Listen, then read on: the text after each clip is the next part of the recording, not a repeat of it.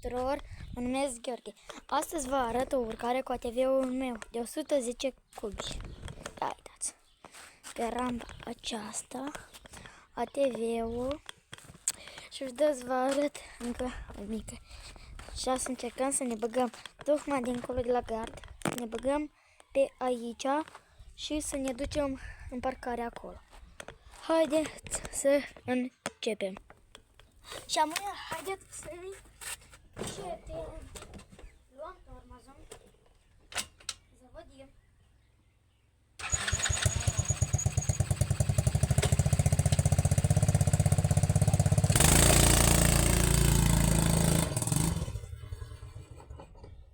A fost super! Haideți să vă arăt dificultatea cea mai ușor, să vă spun așa. Haideți să începem!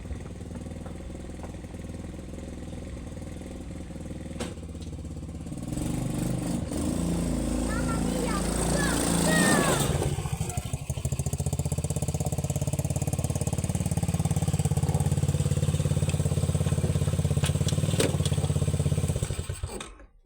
A fost foarte easy, bro!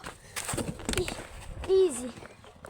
Și acum, dacă v-a plăcut acest videoclip, să-mi dați un like, vă rog frumos, și abonare să facem mai multe videoclipuri cu ATV-ul meu. Ia uitați-l! Spuneți în comentarii dacă vă place. Este cât mă. Aceasta a fost prima ușoare, cam greluță, să spunem așa. Și a doua a fost asta. Aici are 60 de centimetri numai. Și ATV-ul meu are 1,20 m în lățime. Și așa că ne vedem mai încolo. Pa, pa, pa, pa!